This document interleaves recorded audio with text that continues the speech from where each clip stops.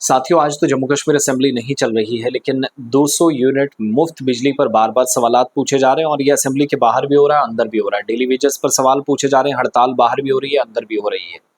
लेकिन कुछ लोग इस पर खुलकर सवाल नहीं पूछ पा रहे हैं। 200 यूनिट मुफ्त बिजली हम देंगे, सरकार वादा कर चुकी है, उस वादे को दोहराया गया, अपने अज़्म का इरादा किया और उमर अब्दुल्ला साहब बता रहे हैं जो मैंने कहा है वो मैं करूँगा। नंबर 1। नंबर 2, डेली वेजेस के मामलात पर काफ़ी ज़्यादा डिस्कशन हुई, बहस मुबाहिसा, ऐवान के अंदर हंगामा।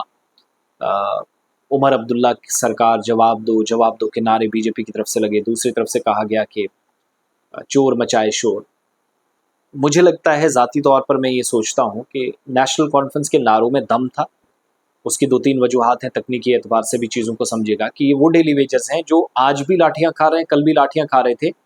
हुकूमत को 155 दिन हुए, लेकिन 155 दिन निकाल कर कुल मिलाकर 725 दिन, over 715 days in daily wages को प्रोटेस्ट करते हुए हो गए।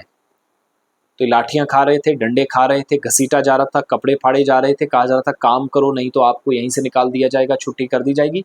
ये सब लेफ्टिनेंट गवर्नर के होते हुए कहा जा रहा था।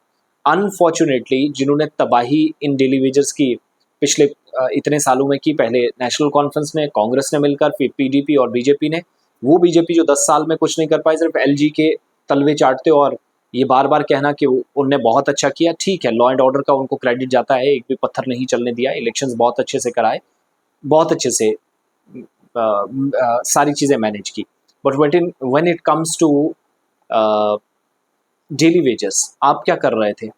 7 साल एलजी या 5 साल एलजी, उससे पहले गवर्नर, 18 में 21 नवंबर के बाद आपने जो काम किया, उससे पहले 2.5-3 साल कोalition गवर्नमेंट पीडीपी और भारतीय जनता पार्टी की। तो तब सिर्फ सैलरी बढ़ाने तक चीज़ें महदूद थी, 6,000, 7,000, 9,500 तक की। आज बड़े एहसान करके बताया जा रहा है कि हमने ये किया।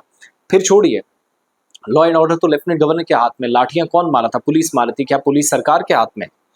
लाठी चार्ज किया गया, सेक्रेटरीट के बाहर लाठियां खा रहे हैं, अंदर पॉलिटिक्स कर रहे हैं बीजेपी वाले। नेशनल कॉन्फ्रेंस की एक कमजोरी है कि वो खुलकर जवाब नहीं, एक ही जवाब दे रही है कमेटी। भाई साहब, कमेटी को बोलिए ना अपना काम शुरू करें।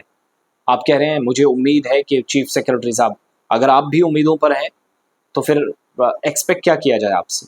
अफसरान को थोड़ा सा डंडा तो दीजिए, पता चले कि भाई साहब कोई एग्जिस्ट कर रहा है, there is elected government currently working in J and K. थोड़ी सी बात समझिए। अगर आप कह रहे हैं ब्यूरोक्रेसी का रोल खत्म हो गया। फिर एक बात अच्छी लगी, उमर अब्दुल्ला ने कटाक्ष करके कहा कि ये व्हाट्सएप यूनिवर्सिटी के फैलाए हुए मैसेजेस को बुनियाद बनाकर असेंबली में वो ना करें, ये मैसेजेस हमें भी आते थे।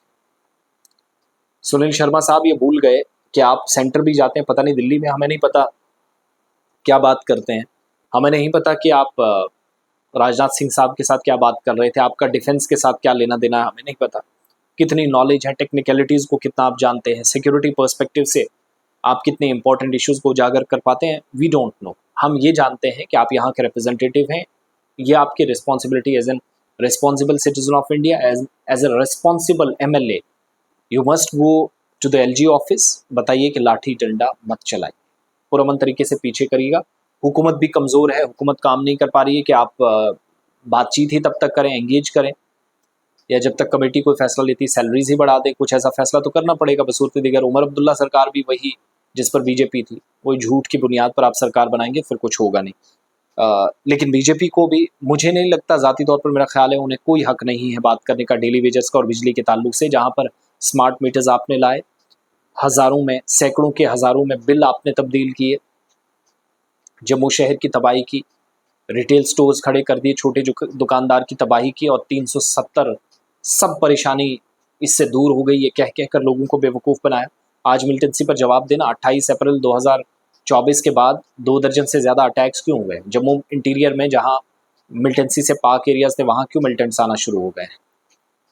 बताइए ना ये भी सेंटर को जाकर, फिर अगर इतनी हिम्मत है।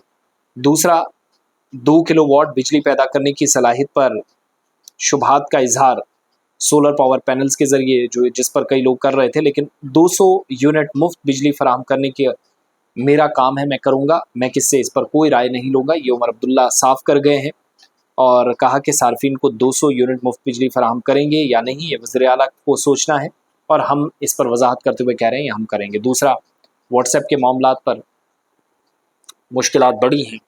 तो ये सारी सिचुएशन है भाई साहब कि आप कुछ नहीं कर पा रहे हैं खुद, यानी बीजेपी, और आपने कुछ किया नहीं, फिलहाल थोड़ा सा रुक जाइएगा, आप पहले अपना हिसाब दें। और जब आपसे 10 सालों का हिसाब मांगा जाता है तो कहते हैं एलजी साहब थे, और कोई अच्छा काम हो उनका क्रेडिट लेने के लिए ये जाते हैं, फिर ये भी कहें ना डिस्क्रेडिट करेंगे।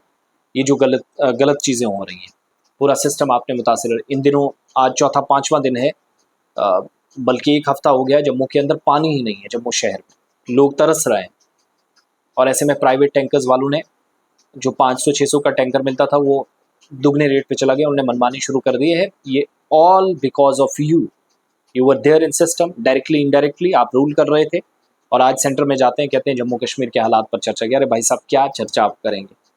चर्चा करनी होती, ये जो 6-7-8 साल आप बकवास सुनाते रहे लोगों को, आज बेवकूफ़ फिर से बना रहे हैं। अब गवर्नमेंट करना चाह रही है, तब आप कहते हैं मोदी गवर्नमेंट। मोदी ने क्या कोई घर से दी है?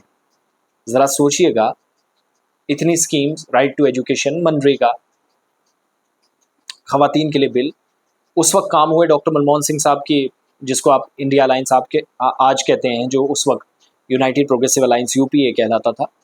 तो क्या कांग्रेस ने हमेशा के लिए ठप्पा लगा दिया कि ये मनमोहन सिंह साहब की स्कीम है? नहीं, उन्होंने कोई घर से नहीं लाई थी।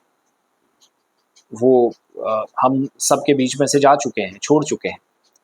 मगर मोदी मोदी कहकर क्रेडिट लेना और झूठ की बुनियाद पर पर्दे के पीछे झूठ को रखना, ऐसे काम नहीं चलेगा। जनता समझती है, आप भी हिसाब दें और नेशनल कॉन्फ्रेंस भी खुलकर हिसाब दें। नहीं दे सकते हैं तो टाटा बाय बाय अगले इलेक्शंस में, और हम अच्छे रिजल्ट्स देखेंगे, इससे भी बेहतर देखेंगे।